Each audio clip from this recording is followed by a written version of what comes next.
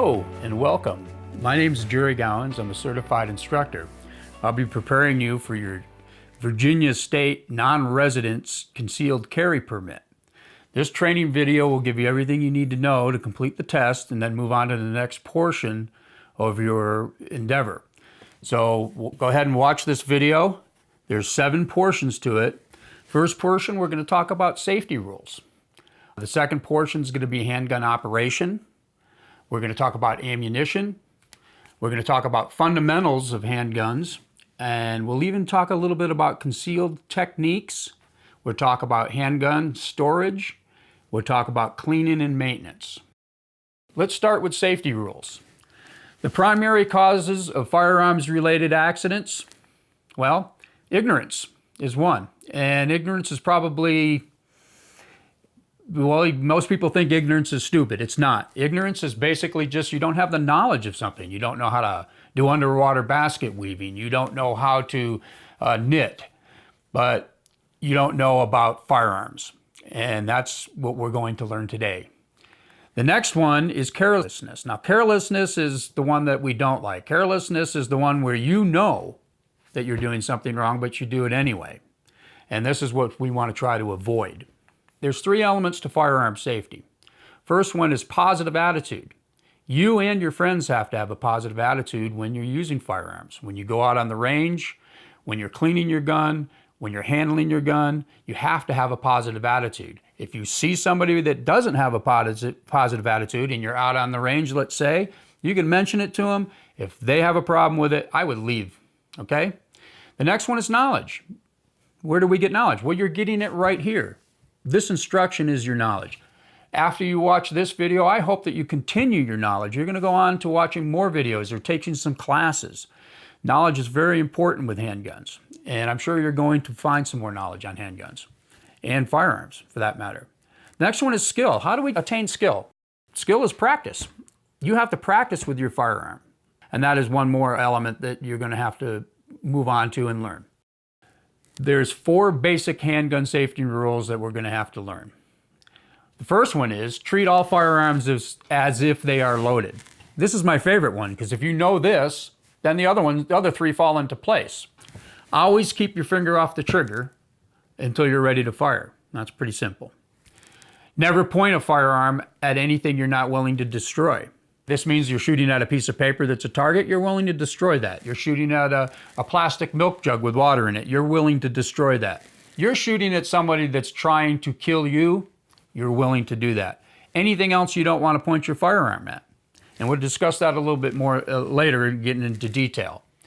Before the decision to fire, be sure of your target, your target's environment, and any other safety hazards. And this means if you draw your weapon to protect yourself, what if there's a baseball team behind the person that's trying to hurt you? That's not good. What if you go into your garage and there's somebody in your garage and he's standing in front of a big propane tank? That's not good. These are things that you have to think about. All right? And there's some other safety rules. Let's kind of go over those too. Be sure your firearm is safe to operate. Your grandfather gives you an old rusty piece of firearm that doesn't operate very well. Is that something that you want to use? No, before you go out on the range, you want to make sure it's cleaned well and works well, and you've checked it out or you've had somebody check it out for you. Know how to use the firearm safely. If you bought the firearm from a dealer or responsible dealer, they're going to show you how to use that firearm. If you bought it from an individual that knows how to use it, he'll show you how. Read your owner's manual, okay? But know how to use the firearm. They're all different. There are so many different types of models of firearms. You have to know how to use it before you go shoot it or somebody can get hurt, okay? You want to use only the correct ammunition in your firearm, okay? And we're going to get to that in ammunition. There's a good section on that. Wear eye protection and ear protection.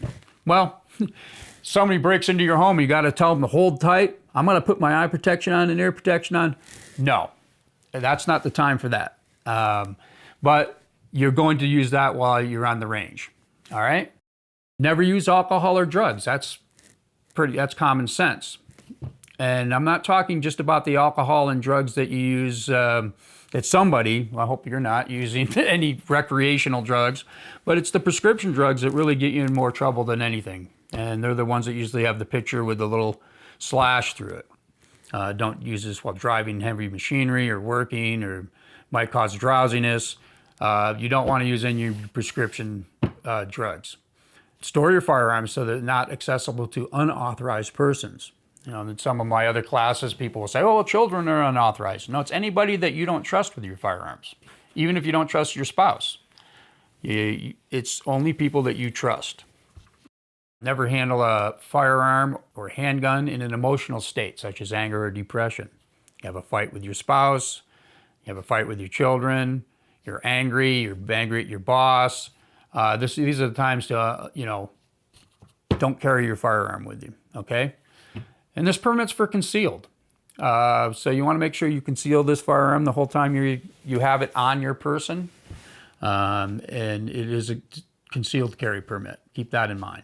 Keep all firearms unloaded until they're ready to use, and we're going to talk about that particular rule later on in this video. Permit holders, gun owners, are responsible, okay?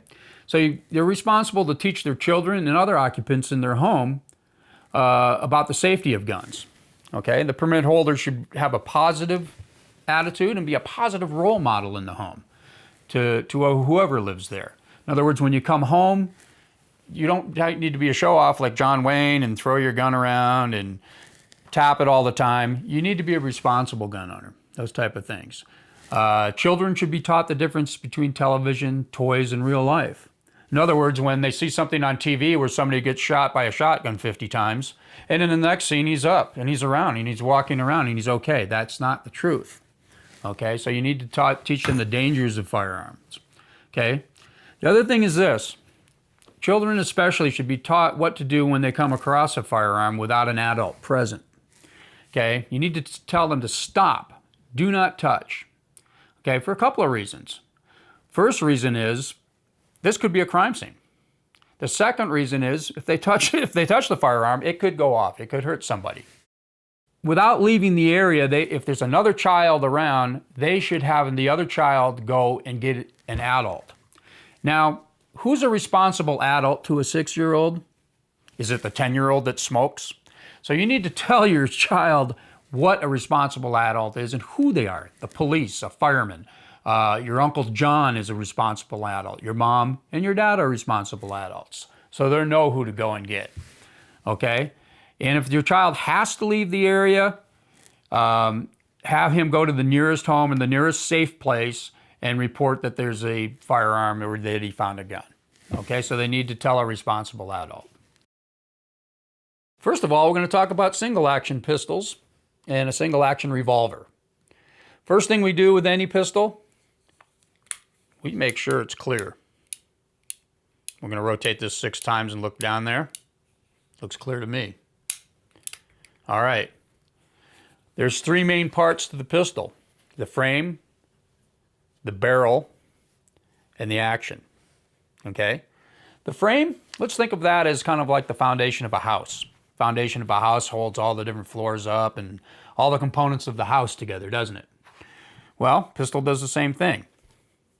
The frame carries all the parts of the pistol, puts them together. Those parts are the barrel and the action. Now in this pistol, the action, the moving parts are the hammer and the trigger. We have the back strap and a grip. We have the loading gate, which you watched me open when I checked to see if it was clear. And also you have the extraction rod, which removes the spent cases after you shoot them. There's really not much to a single action revolver, like I said. You have the cylinder here. This is where the rounds actually explode.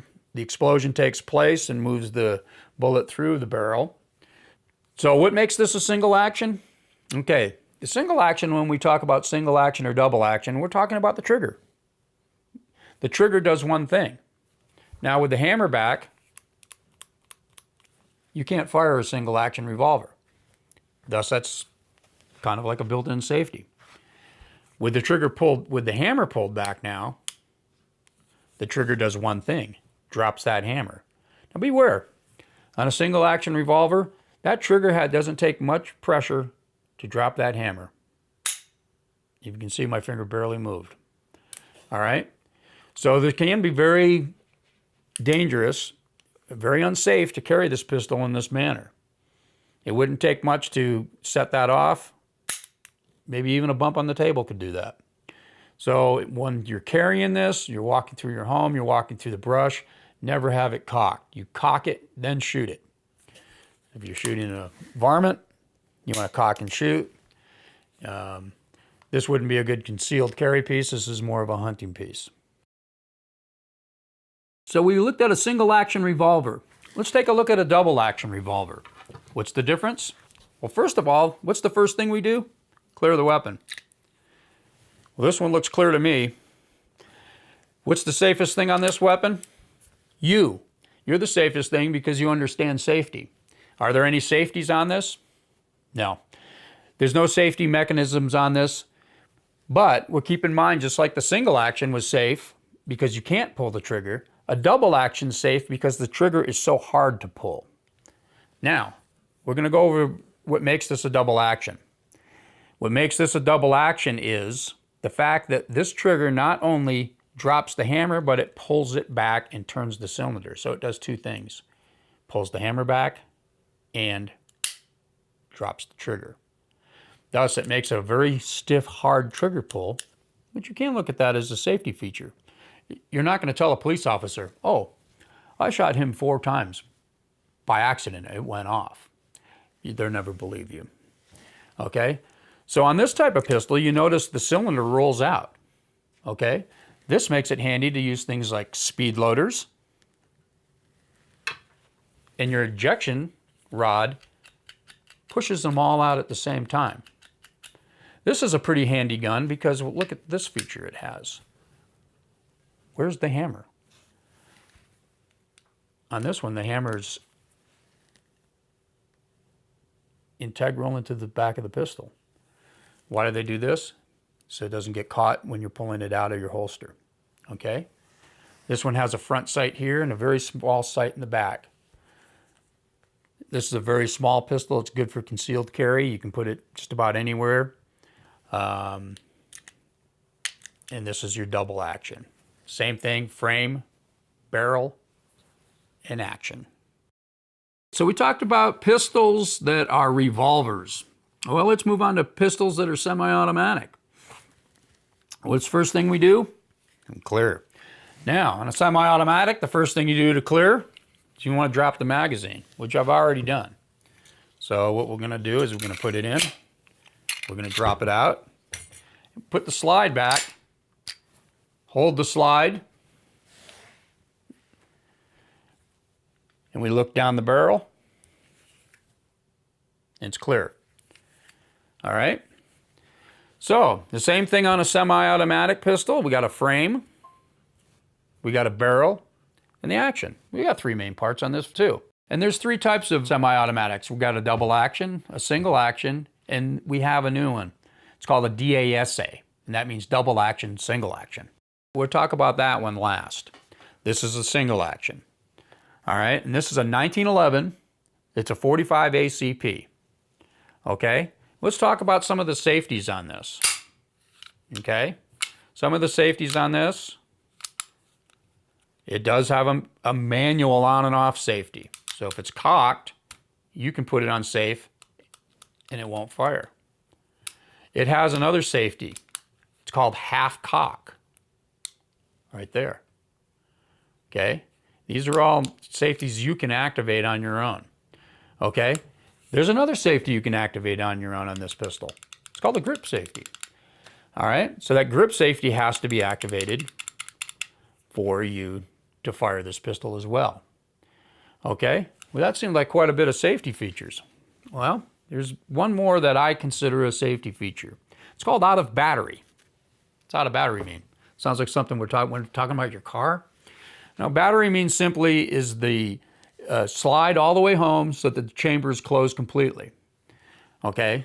So for this pistol to be out of battery would mean the slide's not all the way home. So that would be a safety feature as well. If this pistol fired, being in a state of out of battery, it could blow up, which wouldn't be a good thing. Okay, so that is another safety feature added to this. On a semi-automatic, we have a slide.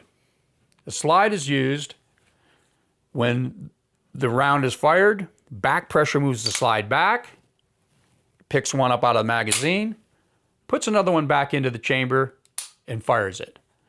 Back pressure pushes it back, and it'll keep doing this sequence until you're out of ammunition. When you're out of ammunition, the slide will stay all the way home. You'll know that it's out. Okay? And that's how the operation works. What makes this a single action? A lot of people get confused when we talk about semi-automatics. How can it be single action? Well, the hammer's down. Will it fire? See a raise of hands. All right. No, it won't. You have to have it cocked, just like the revolver. Then it fires. So we're talking about why it's called single action. The trigger does one thing. The trigger drops the hammer. And, well, how much does my finger move? Beware, when you have a single action pistol, it will go off very easily. Okay? That's what makes this a single action, and those are the parts of a .45 automatic. We talked about the single action semi-automatic. Well, there's a double action too. First thing we're going to do is what? We're going to check to see if it's loaded. Well, the magazine's out already. Slide's already back. I can look down there and see that it's unloaded. Okay, and I'm showing you as well. And you should do that with your friends and family if you're handing over a firearm. So I always show them, look, it's clear. Okay, and they can watch you clear it as well. Okay, so the same thing on this piece. Frame, barrel, and action. And what did we talk about on the revolver that was a double action? Wasn't it really hard to pull the trigger back? Same thing. That's considered a safety feature. You're going to tell a police officer this went off 4 times? No, he's not going to believe you in a heartbeat.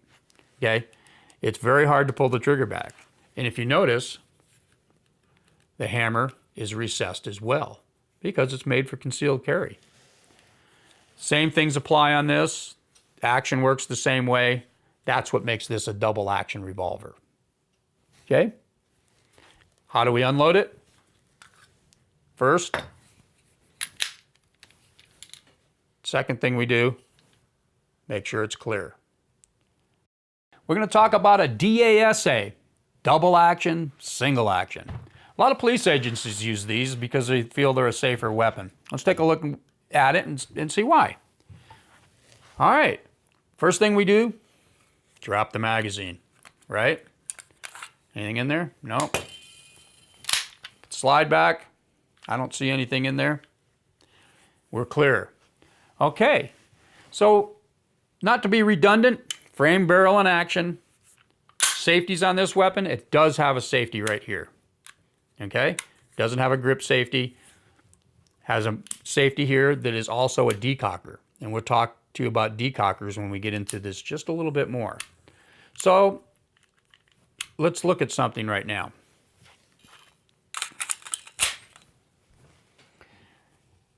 When I pull the trigger, what happens?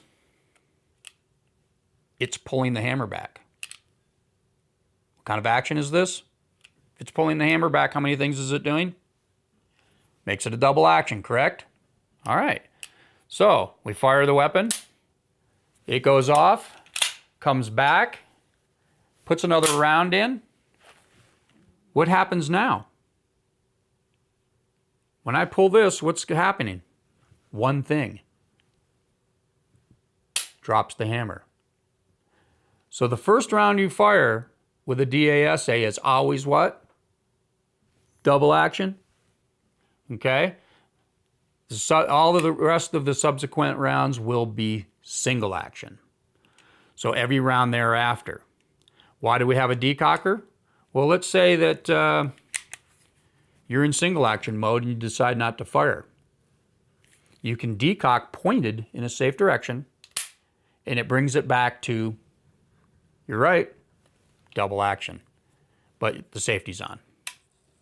Okay? So this is what makes this a DASA. All right, and the reason they do that is so that the first shot is a difficult shot and it's safer. When we talk about double action is safer, all right?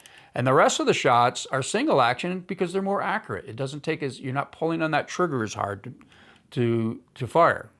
So this might be something that you'd be interested to buy. When you go to the dealer, you go to the store, you say, I'd like to look at a DASA, or I'd like to look at a single action pistol. You'll know what you're talking about. You're well informed now. All right, real quick, a couple of malfunctions you might run into with their semi-automatic. First one's real typical. It's called the stovepipe. All right? And this happens when your brass is coming out and it just can't get out fast enough, usually when it's a little bit hot. It's easy to get out of a stovepipe. Okay, let's put the magazine back in. It's easy to get out of a stovepipe. Turn the receiver part down. There it is. Tap, rack, and reassess. Okay?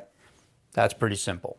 The next malfunction you're going to find that's fairly common is called a double feed, or the mother of all malfunctions. It's really easy to get out of. I'll show you one technique. There's a few out of there, but this is an easy technique. A double feed is simply, there's too much brass in there. There's one inside the chamber trying to get out, and there's one coming from the magazine trying to get in. They get jammed because of the spring pressure in the magazine and the fact that the extractor can't pull that spent round out. Whether it's a spent round or not, we don't know. Okay, and what'll happen is it won't fire and you can't eject it. What do you do? Well, if somebody's running after you, the fast way to do that is you push your eject button on your magazine. Oh, it don't work? You have to claw it out. Whoopee, there it goes. So what you do at that point, you eject the round, put your magazine back in, tap, rack, reassess. Okay, if you practice this with snap caps, you can get through the mother of all malfunctions, the double feed. Learned a lot about firearms in that last section. Now in this section, it's called ammunition. We're going to talk a little bit on different types of ammunition. First thing is, we'll talk about cartridge components. We have two basic types of ammunition. We've got rimfire and we have centerfire. We have with the case, we have the powder charge or the propellant, and we have a bullet. Again, let's think of the case like a suitcase. The suitcase contains all the elements that make the cartridge. And the cartridge contains powder or the propellant, and it contains a primer and a bullet. All right? On the rimfire, around the rim, they pour a liquid in, and anywhere around that rim that your firing pin hits, because it's random on those type of pistols, will discharge.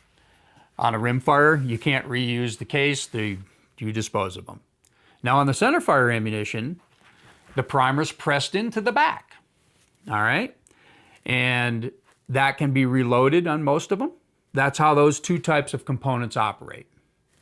We have a firing sequence. The hammer hits the primer creates a small explosion which ignites the propellant. The propellant expands. This expanding gas pushes that projectile out of the barrel at a high speed, high velocity. There's three basic types of misfires you're going to have. One of them is just a plain old everyday misfire. We're clear. I'm on the range. I go to fire. Nothing happens. Count to 30. Let's say 30 seconds elapsed. Nothing happened. We declare that a misfire. We would take our ejection rod, take it out, and we're cleared. Let's check the next one. Is called a hang fire. I like to use the example on a hang fire as water hose in your backyard when you're a kid. Your brother would turn the water on and he'd tell you to go pick up the hose. And by the time you got there, there's no water come out and you're looking at the hose like this. Went right in your face. Kind of like a hang fire. Or when you roll a firecracker, it don't go off and you go down to check it, then it goes off. Kind of similar to a hang fire. Let's give you a demonstration. You're on the range, boom. Nothing happens. You start to count to 30. At 10, boom, it goes off. hang fire. That was declared a hang fire. Now you notice when it didn't go off, did I set the gun down? No, that would be unsafe. What you do when you have a misfire is you hold on to the gun and point it in a safe direction until it discharges.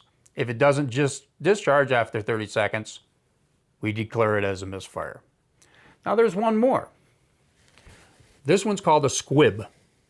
A squib is when there isn't enough propellant to push the projectile through the barrel and it actually gets stuck somewhere in here. Now, don't be afraid. When you hear a squib, it'll sound like this. And there won't be much recoil. All right? So even if you're firing quite fast, getting through some sequence, you're going to feel no recoil and you're going to hear that funny noise and you're going to know you have a squib. Now, you don't want to keep firing when you have a squib because it can cause damage to the gun or it can cause injury to you. So when you have a squib, stop what you're doing and you're not going to get that out. You're going to have to take it to an armor and have an armor take it out for you. So take it to the gun shop. With a squib malfunction, it may look like this picture. It may not. This particular picture was showing a malfunction of a round that was overcharged by a reloader. Somebody reloaded with the wrong propellant or put too much propellant in it. Wow. Let's talk about different types of ammunition. First, you must know specifically what type of ammunition your gun calls for.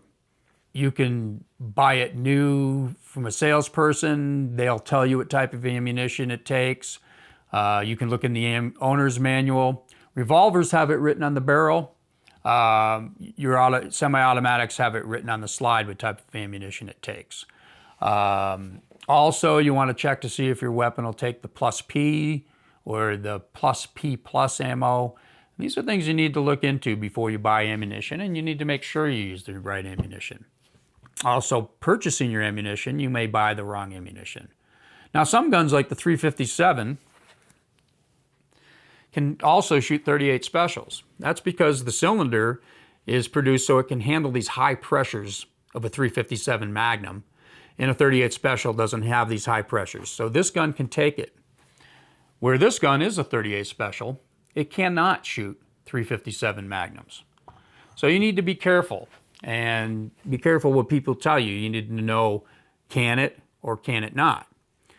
Another common one is a 380. The 380 and a 9mm are very similar on the way they look. They're just a little bit smaller on the 380, but the projectile is the exact same size. So you need to be careful. Also, when you buy this ammunition in a box, some of the Europeans do not, because they're metric, they do not call it a 380. They call a 380 a 9mm Kurt. That means short in German. So if you happen to come along some, and I have seen it quite often, I have a box where it says 9mm Kurt on the box. It's not a 9mm. It is a 380. So you need to watch out for these type of things. Next, decide if you're shooting FMJ, which means full metal jacket, or hollow point ammunition. FMJ is fine for target shooting, but you might want to use hollow point for self-defense ammunition. That's something I'm not going to suggest, but you might want to make that decision on your own. On the screen to your left, you have a box of 9mm, and you have just below it, you have the 9mm Kurt. Then you have the 38 Special below that with 357. Over to the right, you have 22 long rifle and 22 Magnum. Just some boxes you might see as you're shopping. First thing, let's start with a good grip. Think of it as a firm handshake. Let's take one of these pistols. What's the first thing we do? Make sure the magazine's dropped and that we're clear. All right. First thing we do, and this is the back strap of your pistol, and I usually call it the flying V maneuver. I'll take the V of my hand and put it into the back strap, do the firm hand grip, firm handshake, and then the other three fingers around here, I want to place my left thumb on the bottom and my right thumb on the top. Now, if you're looking at the image we have on this, this is important because this is the proper way to do it.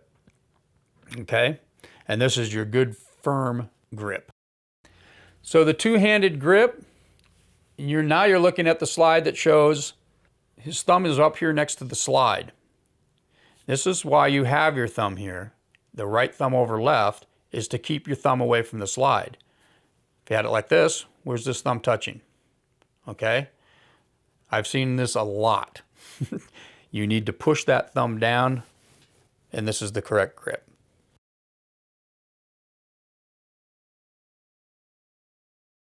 Okay, on a revolver, grip's a little different. Why? Well, because revolvers are different. What's the first thing we're going to do? Check to see if it's loaded. By the way, did I mention what the safest thing on this handgun was? It's you. Because you're the safest person around that is going to use this handgun. You know gun safety.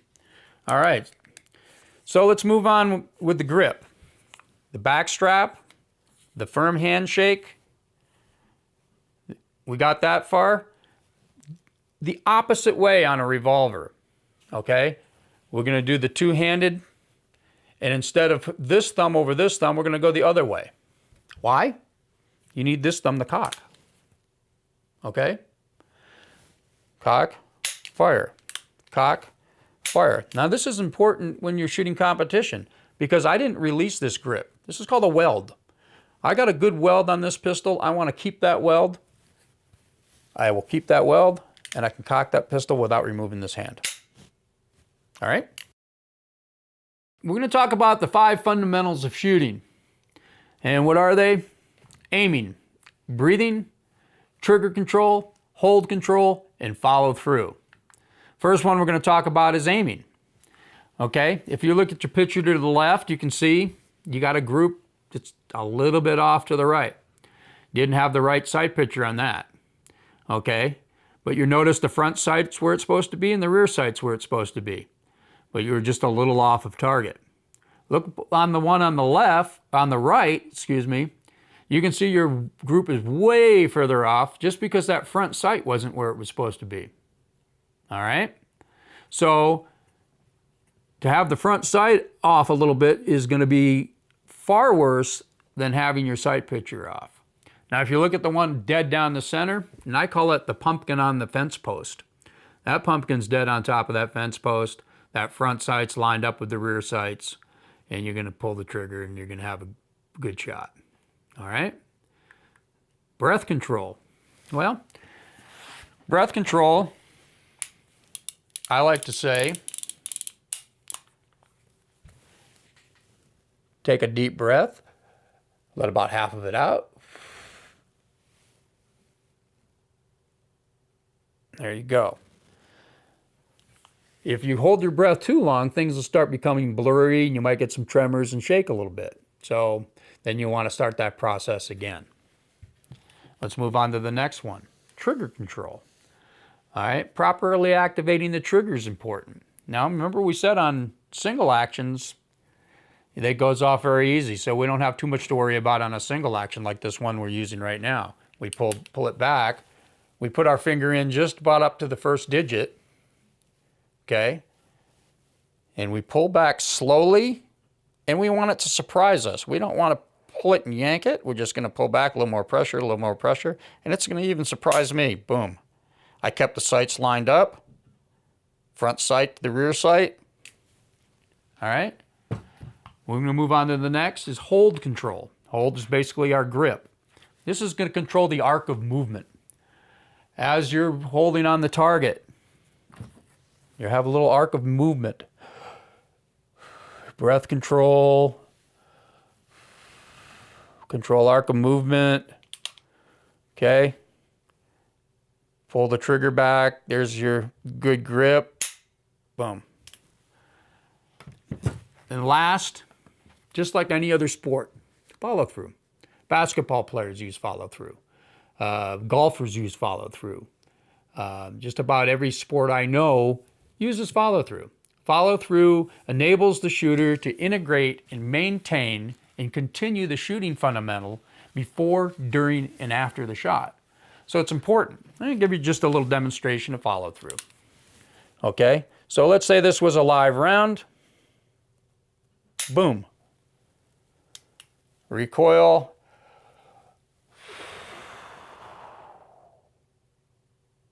Right there. Okay, that's maintaining good follow through. Okay, shooting positions. Now let's talk about the most common and easy position there is, and it's called the isosceles position. You'll notice that the shooter has the proper grip, and the feet are shoulder width apart. The weight is evenly distributed. The legs are straight, back straight, no leaning back.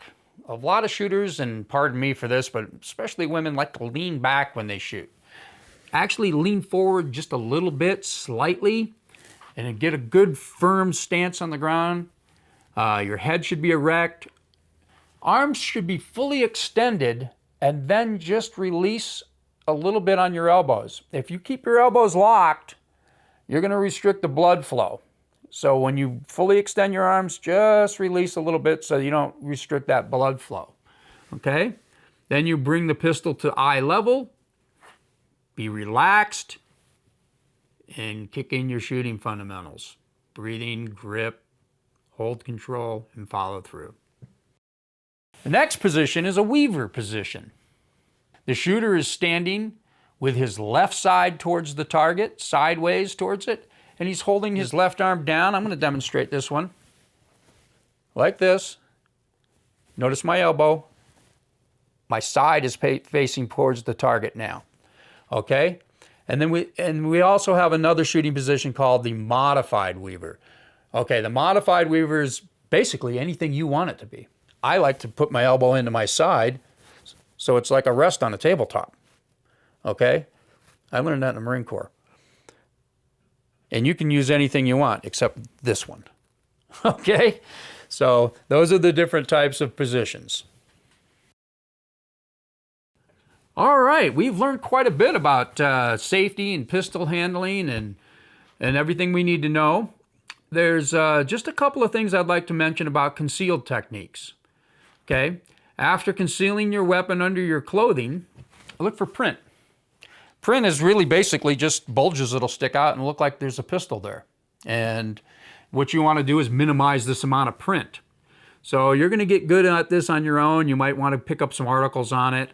I'm not going to get too much into teaching it to you today. I'm just going to inform you that when there's pistols under your clothes, you're going to have to make some adjustments. And you're going to have to bend over and stand up and move around and say, okay, that's where I want it. And the other thing you're going to do is check for comfort and fit. You're going to practice with an empty, cleaned weapon, drawing your weapon. So you want to draw it from your holster. Do not have your weapon loaded. You can use snap caps, okay? And I have various snap caps for just about every gun and rifle I own so that I can practice with them. Remember, snap caps are in a room with only snap caps, no ammunition. Ammunition is in a room with ammunition only, no snap caps. Why? You could mix them up. I've seen it happen. So when you're using snap caps, it's a fantastic way to practice, and you should be doing this, okay? It'll take some time, but you may even have to purchase some clothing that's a little different because you're going to be pushing these down into your pants, and in areas that you don't normally do, they might have to be a little bit bigger. You'll figure that out on your own. There's a picture that shows what an in-the-pants holster looks like. That's a pretty common way to carry. That's how I carry when I do an in-the-pants. This is called in-the-panties holsters. These are very, very, very common with women. If you notice that it fits right into their panties, they can put any pair of pants over it. Now, these are usually smaller guns like this one, okay? And it works very, very well. One of my wife's favorite is her purse. They make purses that are specially made for concealed carry. And what I did is I bought a small holster and I Velcroed it inside the purse so it actually fit into a holster that was in the purse. Simply unzip it, pull it out of the holster. It's fantastic. Always keep your firearm in a secure holster. One of my favorites is the ankle holster, if you look at the ankle holster. Okay? Ankle holsters, you even forget they're on after a while. And you can learn how to draw that just as fast as anybody else from the waistband. All right, I hope you enjoyed the concealed techniques portion of this. We're going to move on to gun storage. So when you're storing your gun, It shouldn't be accessible to any unauthorized persons. That could even be your spouse that's unauthorized. If you don't think somebody's safe, bingo, they're unauthorized. Children are unauthorized. You should never store guns loaded. You should clear them before and after you put them in your gun cabinet. This is very important because if you do have an authorized person, they may have put that gun away loaded. So before and after, check for clear. Store ammunition separately. Good idea. I got a separate cabinet for my ammunition. I have ammo cans that go in certain places, but all of my guns store away from ammunition. Okay? Never loan your gun to anyone or any of your firearms. I want to borrow your rifle. I want to borrow your pistol. That's not a good idea. I'm just putting that in there. Keep your personal protection or your concealed firearm somewhere not accessible. That's easy access for you, like in easy access gun safe, a fingerprint safe, or a quick code safe. If you're going to keep it out of a safe, I recommend keeping the magazine separate, but somewhere where you only know where it's at, and keep your firearm close to you. That way, a child or an unauthorized person can't get a hold of that and accidentally discharge it and cause a problem. Very important.